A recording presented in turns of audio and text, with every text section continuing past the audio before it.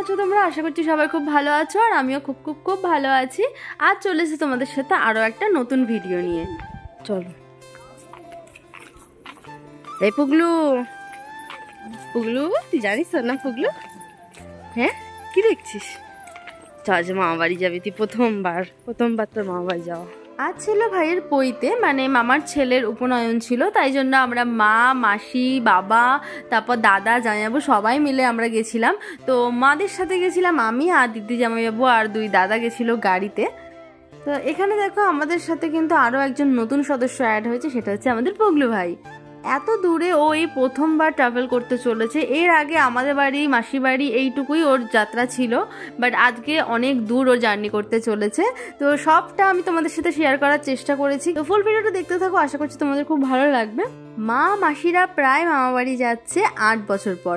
তাদের মধ্যে তো একটা আলাদাই আনন্দ ছিল, কারণ তাদের বাড়ি সেটা, তারা সেখানে জন্মেছে, ছোটবেলা থেকে খেলাধুলো সব কিছু তাদের ওখানে, তাই তাদের মনে আমাদের থেকেও একটু হলেও বেশি আনন্দ ছিল। আর আমিও তো অনেক হ্যাপি ছিলাম, কারণ মা মাসিদের সাথে অনেক দিন পর, মানে প্রায় ধরে রাখো 8-9 বছর পর আবার মামাবাড়ি যেতে চলেছি।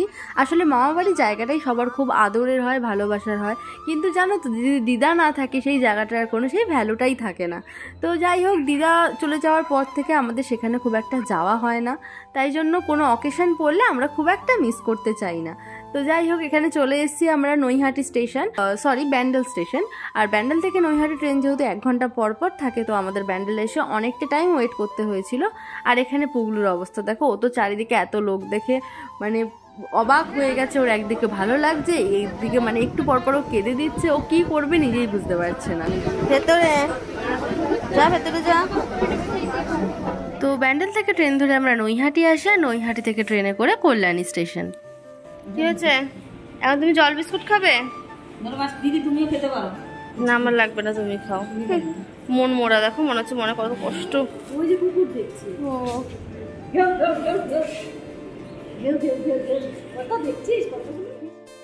এরপর কল্যাণীতে নেমে আমরা এখান থেকে ম্যাজিক কার করে চলে যাই সোজা কাষ্টডাঙ্গা বাজার, আর সেখান থেকে টোটো ধরে ডাইরেক্ট মামা বাড়ি। বেশি বেশি ওর গায়ে রোদ লাগতে পারবে না। আরে দেখবি তোমাদের এই অত এসি গাড়ি করে ঘুরতে নিয়ে যাবে।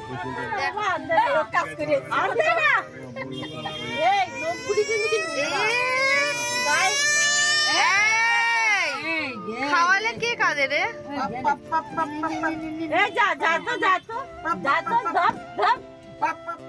ম্যাজিক কার করে যাওয়ার সময় ভাই প্রচুর ডিস্টার্ব করেছে আমাদেরকে। ডিস্টার্ব করা বলবো না, কারণ ও অনেক সকালে ঘুম থেকে উঠেছে। আমরা যেমনই হোক, কিন্তু ওর মানে বাচ্চাদের যদি ঘুমটা ঠিকঠাক না হয়, তো ওরা বাকি টাইমটুকু অ্যাক্টিভ থাকতে পারে না। তো ওই জন্য ও কিছু খাচ্ছিল ওরা, আর খালি কাঁদছিল। তো অনেকক্ষণ পরও ঘুমিয়েছে। আর সত্যি কথা বলতে, আমরা যেহেতু শহরে থাকি, যখন এই গ্রামের পরিবেশের মধ্যে আমরা ঢুকি না, দেখতে খুব ভালো লাগে। আর এই যে এই স্কুলটা দেখছে, এটা আমাদের মায়েদের ছোটবেলা স্কুল, তাই মায়েরা তো যাওয়ার সময় বারবার দেখাচ্ছিল, দেখ এটা আমরা, মানে এটাতে আমরা পড়তাম।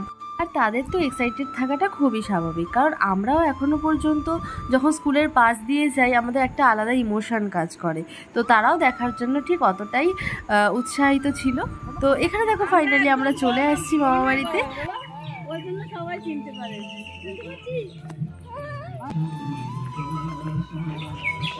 এ তো আগের মতোই আছে তো সবই। গাছ ভরতে দেখলাম ফল, কিন্তু কি ফল কিছুই বুঝতে পারলাম না। অনেকক্ষণ পর মা বললো যে এগুলো নাকি ডুমুর।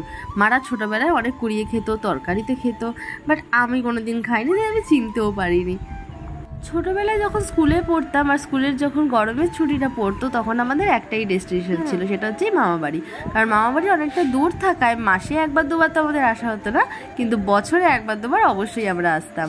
আর এই ছুটিতে এসে আম মাখা, জাম মাখা সব কিছু আমরা করতাম পাটকাঠির ঘর বানিয়ে।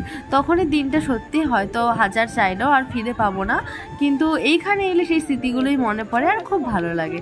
আর এখানে দেখো মায়েরা 5 বোন দাঁড়িয়ে, আরও পাড়ায় যে মায়েদের আরও খুঁড়তো জ্যাঠতো বোনেরা ছিল, সবাই মিলে দাঁড়িয়ে গল্প করা, এই করে সেই দিনটা খুব ভালোভাবে কাটে। হ্যালো গাইস, এখন বাইরে বেরিয়ে কেউ বলছে কারো চুলটা ঠিক হয়নি, কেউ বলছে কাউকে ভালো লাগছে না, এই চলছে, কাউকেই ভালো লাগে না। শেষে এসে সবাই হিট। হিট হিট সবাই এক জায়গায় যে থাকলে কে সবাই প্যানিক করে, যে প্যানিক করে সেই হিট। না আমি স্যাটিসফাই হই না যতক্ষণ না অ্যাপ্রুভড মুন অর্পিতা হয়। ভালো করে বলতে হবে আমাদের আছে শাড়ি কালেকশনে। হ্যাঁ শাড়ি কালেকশন শাড়ি কালেকশনের মানে সবকিছুর ঊর্ধ্বে আগে অল ক্রেডিটস হ্যাঁ গোস টু অর্পিতা। অর্পিতা। আর আজকে সব থেকে বড় কথা, আজকে কিন্তু আমরা সেম সেম কেউ পড়িনি, সবাই different. Same same but different.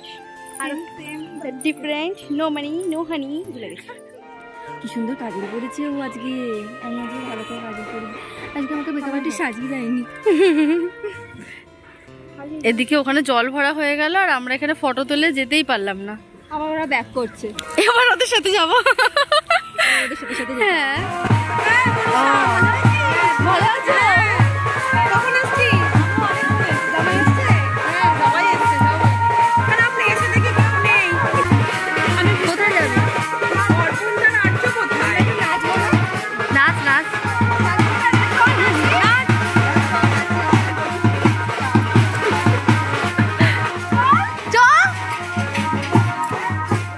এখানে হয়েছে ভাইয়ের পৈতার সব আয়োজন। ফাইনালি আমরা রিলস কমপ্লিট করে এখন খাইতে আসলাম। কটা বাজে? এটাও কি কথা? খাইতে। আমাদের এখানের কথা। আমরা গ্রামে এসেছি তাই গ্রামের ভাষা কথা। ওদের উঠামাসি কলোনি পাড়া যেতাম যে। এই যে আমাদের চারটে। হ্যাঁ ও বাবা আসো। এই রূপসে পারবিতার মতো বোগা হতে চাই। পারবিতার মতো যদি হতে পারতাম রে।